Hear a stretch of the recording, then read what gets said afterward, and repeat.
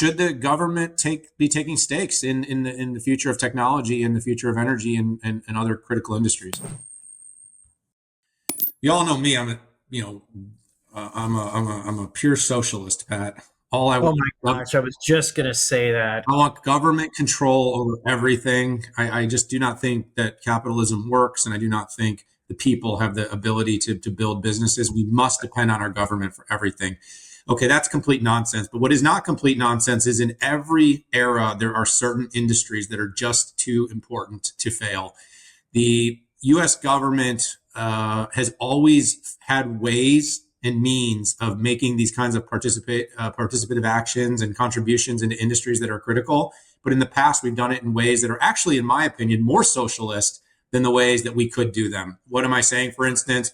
Well, the way we do grants, for instance, we give grants to companies and then we never ask for them to repay. So they get to use grants for research and things that we think are important industries. Maybe it's AI, maybe it was quantum, maybe it was APIs for pharmaceuticals, maybe it's rare earths and fracking and drilling for energy. And we basically just give this money away. We give it away, no strings attached. We could say there might be strings, but there's never strings. No one ever pays Uncle Sam back. And they get to basically use the taxpayer money to build their enterprises at scale and work on projects that oftentimes end up looking like the rail system in California that's built, 10 feet of track for $1.5 billion. But the difference here is these are existential. So let's just start with something like AI. Leading the world in AI means leading the economy, the global economy for the next 3, 4, 5 decades at the very least. We don't even know what superintelligence and AGI might look like, but just AI alone is going to control the future of the world. This means the energy, this means the data center, this means the infrastructures. And by the way, this means the ability to manufacture leading edge chips. So taking an equity stake in Intel when you have no other option in the United States to build leading edge AI chips was the necessity. We had to show that we would back, just like TSMC did when it got government funding early on and has been backed through not only dollars given to TSMC, but a number of other subsidies. We needed to do the same thing for Intel. The CHIPS Act did not work that well. And the bottom line that makes this a very simple decision is returning value to shareholders. Now, where I don't agree is the government should not take a stake and take a board seat. They should not have decisive controlling action over these entities. And that, of course, will always be in question. But the way we've done deals so far, the government is not actively taking a stake in the sense that they're going to sit on boards or drive decision making. But what they are saying is, hey, we want to put dollars into the critical industries that we believe are important for our long-term survivability, success, and prosperity here in the United States. Right now, every one of the bets they've made so far, rare earths, AI, chip manufacturing, and also in quantum, which could be existential with things like breaking quantum encryption that could cause massive fraud and issues within the financial systems, are all critical industries. Doing the same thing in categories like drug development, cancer research. I also believe the government should take a stake, but we shouldn't do it through grants. We shouldn't do it through tax subsidies. What we should do it through is investments like a sovereign wealth fund that backs companies that can help us get to where we need to go. And then when these companies succeed, the government has a better balance sheet, has the opportunity to cash out on that success, reinvest those dollars, and return value to shareholder. It's very simple. We really aren't doing anything different. We're just doing it smarter now. Oh, my little commie bestie. That's so cute. I love it. Yeah.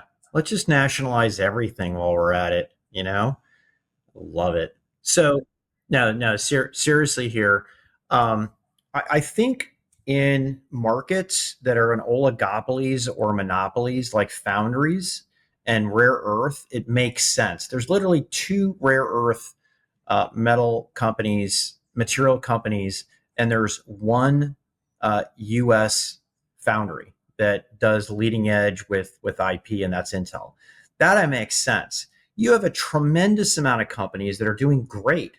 IonQ doing great, cutting deals left and right and driving real revenue with not just research grants, but from auto companies, as an example. I mean, heck, you attended IBM's quantum event. They're certainly not struggling. So who would the government actually invest in, right? If they were, and my God, your choice of getting it wrong when you have about 20 different companies in the mix here. Oh my gosh, what if some special qubits? There are probably 4 different qubit standards out there.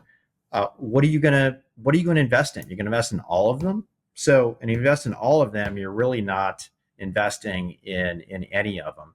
So, I think we should be doing like we do with science. This should be part of the Science Act, not the Chip Act, right? Tax credits, prize challenges, procurement pilots.